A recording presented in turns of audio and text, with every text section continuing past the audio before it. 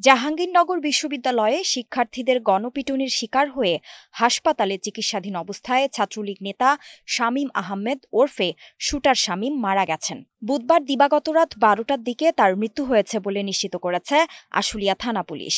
গত ১৫ জুলাই দিবাগত রাতে জাহাঙ্গীরনগর বিশ্ববিদ্যালয়ে উপাচার্যের বাসভবনে কোটা আন্দোলনকারী শিক্ষার্থীদের ওপর গুলিবর্ষণ ও হামলার ঘটনায় জড়িত থাকার অভিযোগে ছাত্রলীগের এই নেতাকে গণপিটুনি দিয়েছে শিক্ষার্থীরা। দীর্ঘদিন ধরে আগ্নেয়াস্ত্র প্রদর্শন করে সাধারণ শিক্ষার্থী ও এলাকাবাসীর ওপর নির্যাতন চালিয়ে আসার কারণে তাকে স্থানীয়রা শুটার শামীম বলে ডাকেন। শামীম বিশ্ববিদ্যালয় ও এর পার্শ্ববর্তী এলাকায় মাদক সিন্ডিকেট নিয়ন্ত্রণ, জমি দখল, চাঁদাবাজি সহ বিভিন্ন অপরাধমূলক কর্মকাণ্ডে জড়িত ছিলেন। এছাড়া তার বিরুদ্ধে একাধিক মামলাও রয়েছে। গত ১৫ জুলাই রাতে কোটা আন্দোলনকারী শিক্ষার্থীদের ওপর হামলার ঘটনায় তিনি সামনের সারিতে থেকে অস্ত্র হাতে নেতৃত্ব দিয়েছেন।